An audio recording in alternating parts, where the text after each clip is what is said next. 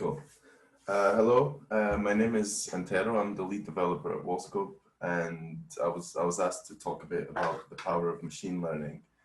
Well, I'm going to talk a bit about the power of machine learning. Um, so at Wallscope, we have a vision of a world without barriers to knowledge. And we say that this is our vision, but what are we actually doing practically to achieve it? So we like to say that we build knowledge-enabled applications, and we say knowledge rather than data because there are a lot of software solutions, businesses, and even whole sectors focused on data. But we believe that data is not useful until you can understand what you want out of it. And that's what we usually call knowledge mapping, is where we basically ask the people who we work with to help us help them understand their data. Data in and of itself is only as useful as its quality, its context, and interpretation. So we go through a process of designing a solution alongside our clients where we want to understand the context, try to improve the quality of the data, and start conversations about machine learning and how we can use it to make sense of the raw data. Information is good, but it needs to be reasoned with if we want to act upon it. So through our experience of building linked data, we help capture information into our knowledge platform from which multiple applications can be built. This is our process, and throughout the years, it has evolved with us, and we have modernized our approach and our techniques, and we've refined them through working with different people to fulfill different use cases. And at some point, we turned to machine learning because we realized its potential, and also because, well, everyone was doing it. So that's what I'm going to try to talk about today. It's the so what, why does this matter to us, and especially to you. So let's define a few things first, starting with AI, which means artificial intelligence. If you ask any computer, let's talk about it. Is it gonna kill us all? On the other hand, I think if I was a super intelligent AI, I wouldn't really announce myself. So it's not easy to define AI as one thing. In fact, I had a module at university on artificial intelligence, and this task was given to me, my peers, and I think the lecturer did that just to deliberately get us to argue with each other for 2 hours and prove that we're not that intelligent ourselves. So that being said, there's a definition I like that splits behavior into 4 categories, and any system can belong to one or more of these. And if it does, then you can technically call it an AI. So I'm just going to go over them. We've got thinking rationally, and that's, can a system reason in a way that is rational / logical? So if this, then that.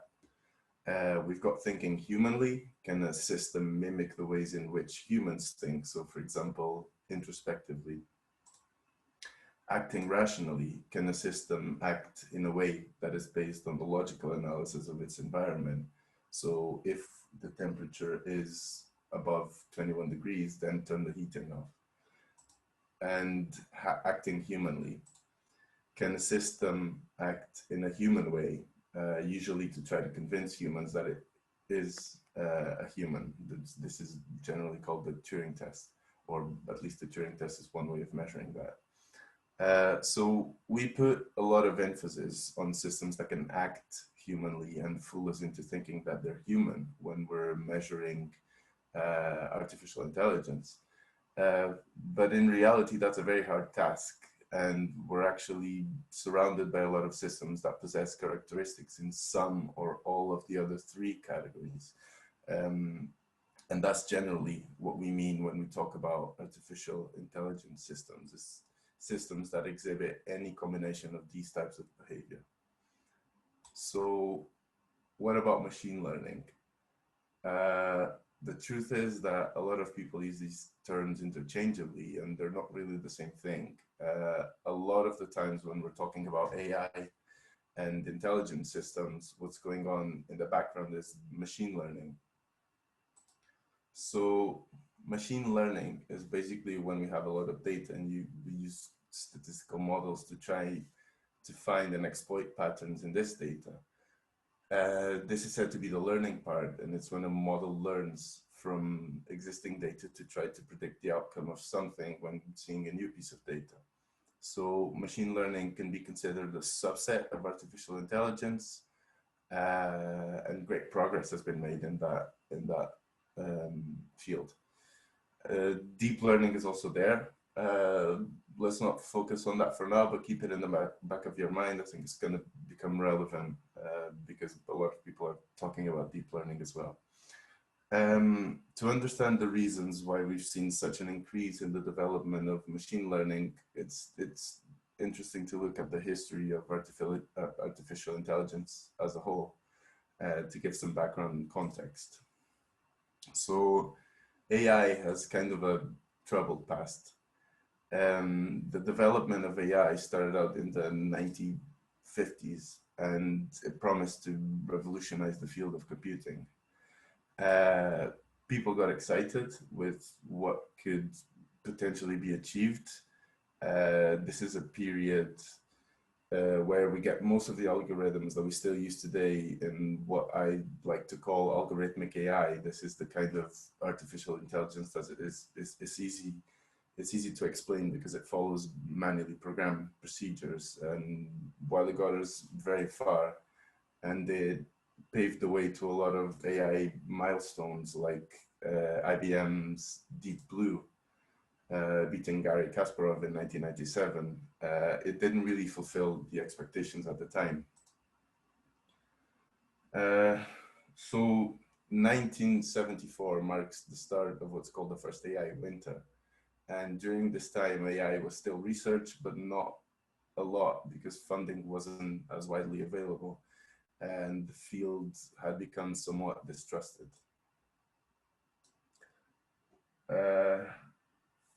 Partly because of computing limitations. There's a pioneer in AI research, Hans Moravec, said, artificial intelligence requires computer power in the same way that aircraft require horsepower. Below a certain threshold, it's impossible. But as power increases, eventually it could become easy. And that's what we would see in the future. But it wasn't only computing. It was also because the expectations were too high. It's quite normal when there's a new field of research we don't know what we don't know. So the more we research, the more we realize that the problem is actually a lot more complex than it seemed initially. At the start of the 1980s, we had a bit of a resurgence in AI in the form of expert systems. And while these were useful, they showed little promise due to the work that it took not only to set them up and formalizing the knowledge behind them, but also to update and maintain them. So not really a comeback. In 1987, the bubble burst and we entered what's called the second AI winter. And there's a few springs and autumns, but I'm going to skip right to the next summer after that. So we're in 2011 and boom, big data. We've got big data. It's here to save us all. It's here to save AI and revolutionize the world. It's got to be the answer to all of our problems, right? Yeah, sure.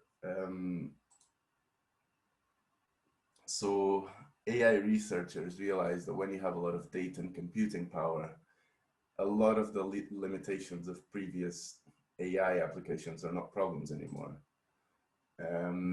So we see a rise in algorithms that pick up patterns from masses of data.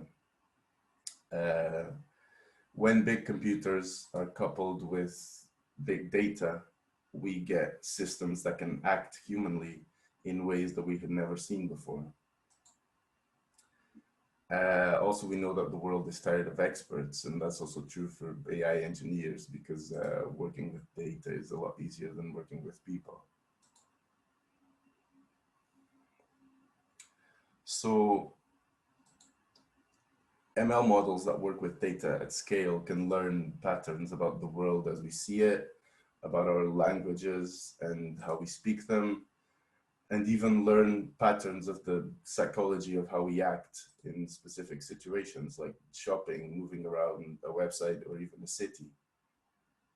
And this is all well and good, but it doesn't come without its problems. So as fascinating and exciting as ML has been for data scientists over the past decade, the scale of it has exposed problems with these approaches. So models can pick up on patterns that we're not aware of, and they can work unexpectedly. For example, if we're training a dog-cat image classifier, and all of the dogs in our training set have brown fur, then we show the model a dog with white fur and it might classify it as a cat. It's obvious for us that what makes a dog is not the color of the fur, but not for these models. They can also have hard to explain outputs. For example, if we're using machine learning in a credit decision system, when we're making decisions about lending someone money, we get an output, but not an explanation. So it could be a decision that carefully considers all the variables and all the risk, or it could be purely based on the fact that applicant name starts with an A, and previous data shows that people whose name starts with an A don't pay their bills on time, which is not true, by the way. And we'll never know that the decision was based on that. And finally, one of the biggest problems with machine learning is that we approach machines as these logical fact boxes, and we assume that algorithms cannot be biased and are impartial in a way that humans cannot be. So what we've been finding out is that actually when we have machines that are learning from humans who are biased and partial, we get models that are biased and partial. So think about the examples I used before. What if the dog versus cat example is a job application form that instead picks up on someone's skin color, or a loan application that rejects you based on your name is already pretty bad, but it might be easy to pick up when we start looking at the results. But what if we get a system that picks up on your postcode and makes decisions based on where you live? It might be harder to find and track, especially because it is kind of a well-known bias that we carry as humans. So humans looking at the results would just assume that the model is making these decisions based on the same factors that they would. Just as a last example, there's a predictive policing. With the trend in big data and machine learning, researchers started to look into how crime can be predicted by using data from previous crimes. And multiple studies have shown that the data that they were starting from was quite highly imbalanced, because there's more policing in neighborhoods that are deemed more dangerous. So this results in more crimes being reported, which doesn't necessarily mean that more crimes are committed. And this leads the model to predict crimes in those neighborhoods, because there's been more crime there in the past, which leads to more policing there, which leads to more crimes being reported, and it creates an endless feedback loop. So what can we do? Machine learning isn't really a one-size-fits-all solution, and it can be good at solving concrete problems, but as we've seen, more data sometimes just accentuates the problem, and we're left with the old adage that ML engineers have been using since the 15th century, garbage in, garbage out. So being aware of our biases and the biases in our data is good and necessary. But sometimes we need something more structured than explainable. Sometimes there's more on the line than you just being recommended a product that you're not interested in. So let's talk a bit about knowledge graphs and how they're here to rescue us. I'm going to try to keep this short.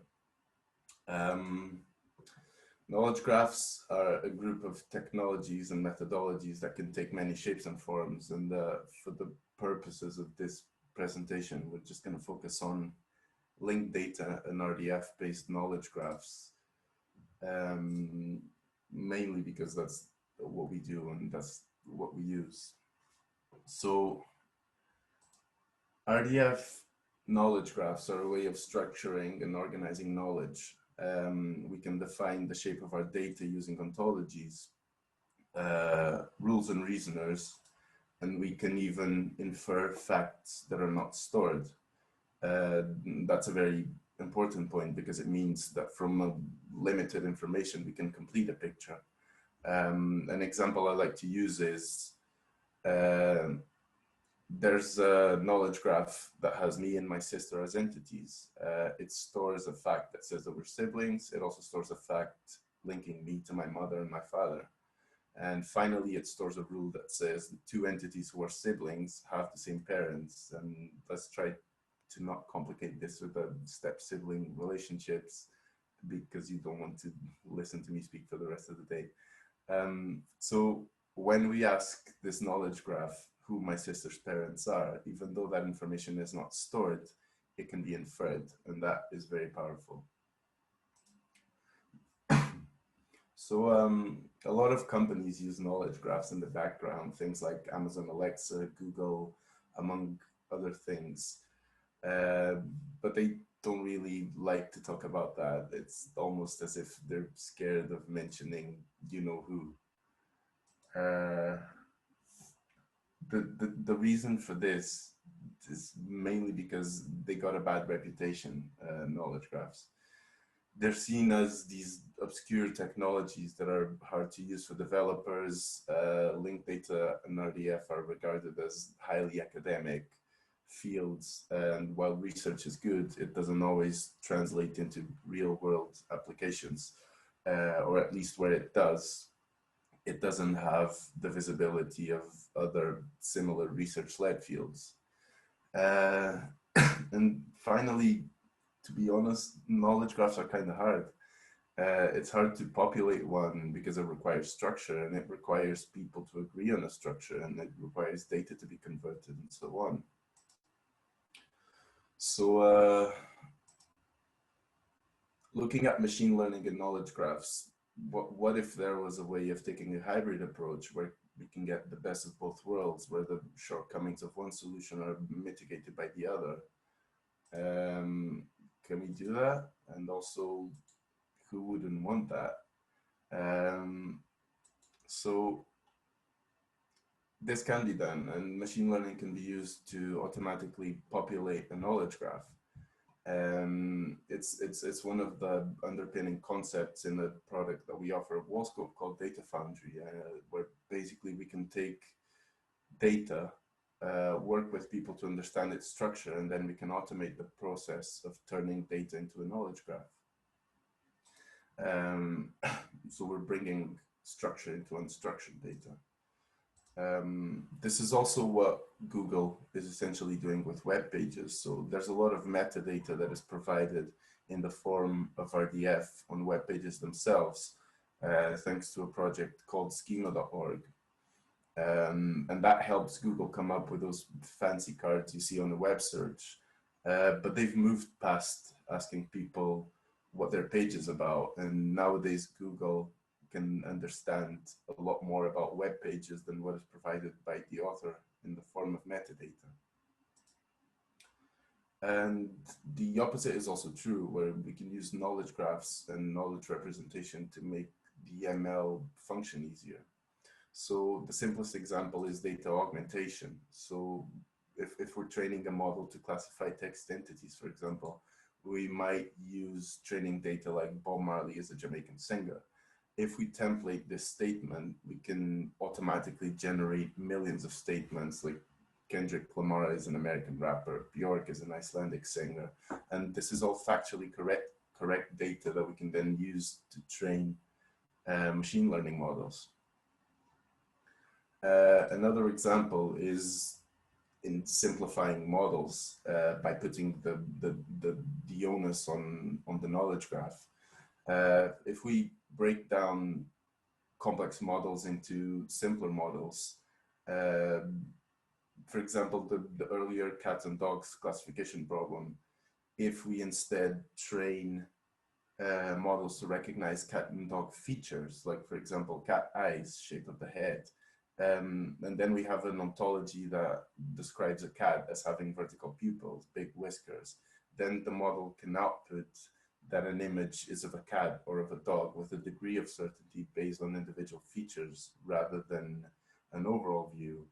And this makes the ML models a lot more explainable, because when the model tells us that an image of a snake is a cat, it will tell us that it says that because of the vertical pupils, and then we can adjust our data and models accordingly. So I think that's probably enough. I've been talking for a while now. As a quick recap, we talked about AI and its brief history. We've seen that ML plus big data is cool. We've seen that ML plus big data plus the responsible developers is not cool. And we talked about knowledge graphs, what they are, and why we don't say RDF anymore. And finally, machine learning plus knowledge graphs is very cool. So are there any questions? I included some links throughout the presentation, and there's this flow.page/Wallscope, and you've got a lot of resources that I think might be useful. Thanks, Antero. I would ask you if you could copy those links to the chat so anyone can click both the Medium link and this one. Okay. And again, if anyone has any questions, you can raise your hands. Oh, Emma is already copying it through. You have these links on the chat now, and don't forget to raise your hands for any questions. There's not any hands raised just yet. Oh, Antonia, go for it. Yes, if I may. First of all, thank you very much for the presentation. I especially enjoyed the dive back into the history of AI and the many memes sprinkled throughout. I was wondering about, because I come from this research area that you kind of hit out a bit on, too academic sometimes, and I agree with that we're not focusing on real life problems enough at times. But one theme that's coming up more and more in research is around interpretable machine learning and interpretable AI. And I've seen that in different parts, such as support vector machines, neural networks, etc. So I just wanted to hear your thoughts about this general movement in academia towards this interpretable theme. Yeah, I think it comes out of a necessity when you have big companies that are starting to finally have to answer for their technologies and what they're doing to the world. And don't get me wrong, what I said about the field being too academic. It's not that I think that it shouldn't be academic. It's just that I think that there's a lot that is not being transposed into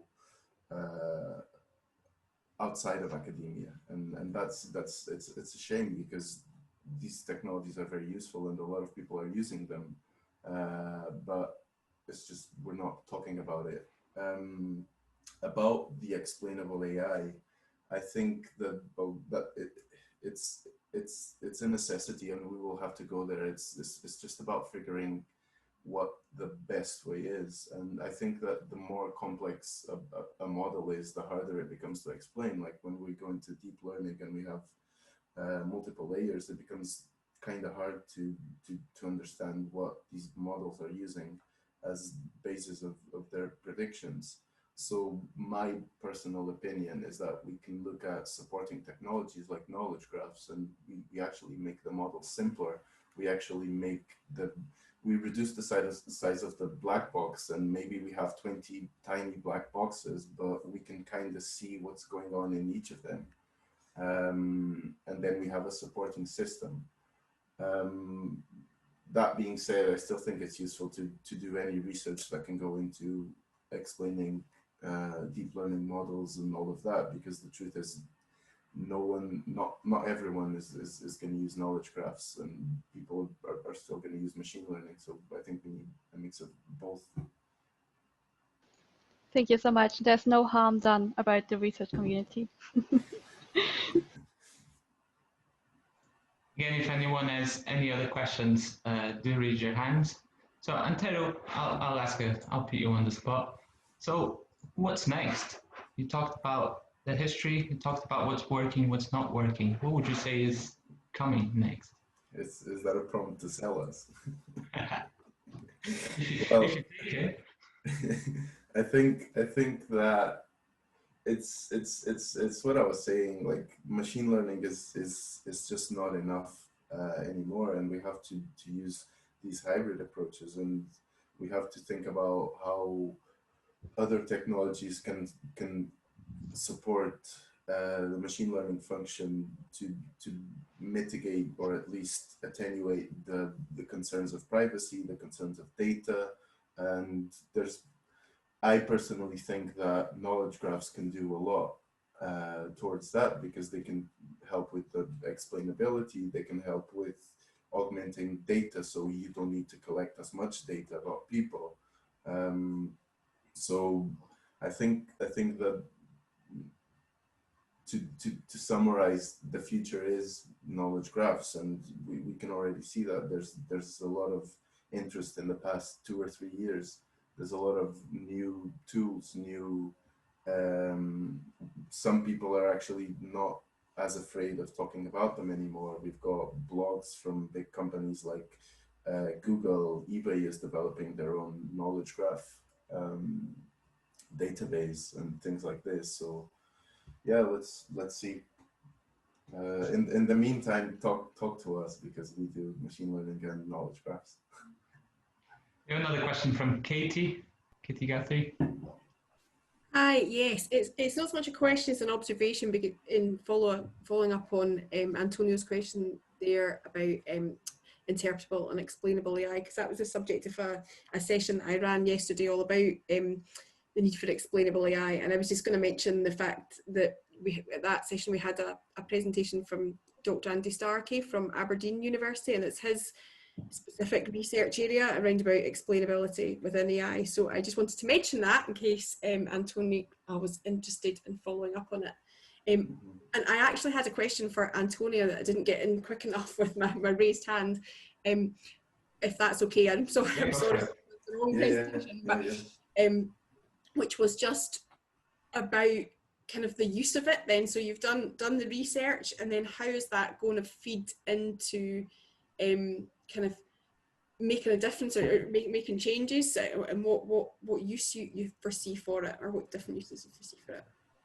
Yeah, thank you very much for the question. I think that's a very good one, because it also kind of touches upon what Antero said.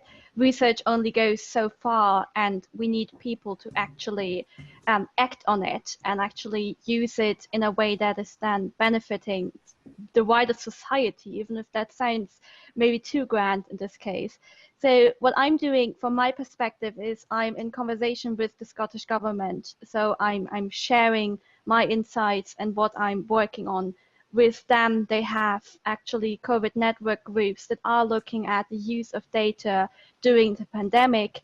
And so I'm sharing it with policymakers in that sense. And I hope that my findings can then inform wider decision-making, planning, and also just understanding what's happening right now in the very dire preparation of possibly second wave, possibly future pandemics, etc. So it's a lot about understanding what's happening now to be better prepared in the future.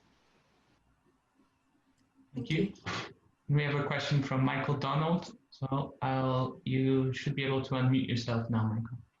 Yeah, I've got you. It's a question for Antero, and I hope it makes sense. I'm struggling to bring this into the real world. So Antero, I think I met you possibly 3 years ago, first of all, and listening to you today, you have a much broader Scottish accent, which I think is fantastic. However, in relation to the 4 facets of AI that you were exploring and describing, how can I sort of picture it in my own mind. It says, what aspects have you consciously or subconsciously used of those facets that your Scottish accent has become more pronounced? Yeah, so like again, that definition of AI is one definition of AI, and I think it's very hard to define because, well, without wanting to get too philosophical, it's kind of hard to define intelligence, and it's kind of hard to define intelligence in the sense of humans and how humans are intelligent, and other species and how they are intelligent. So when it comes to defining artificial intelligence, it's also we also have to define what intelligence is. So those four categories are just ways to look at current systems and systems that exist, and trying to think of what parts in those systems are intelligent. And I mentioned that lecture in AI that I had, and one of the questions that we were asked is, are self-checkout tills in supermarkets intelligent? Because they are kind of acting in a human way where they're actually replacing a person. So is that system intelligent? Do we consider that intelligence? So I don't know. I'm kind of going around the question and not answering it because I think it's really hard to answer. But yeah, here we are. Can I maybe pick up on it a bit and say that I'm picturing that somehow over the past 3 years that your brain has been using a form of machine learning? Well, not machine, because I'm still a human, I think, for now. Okay,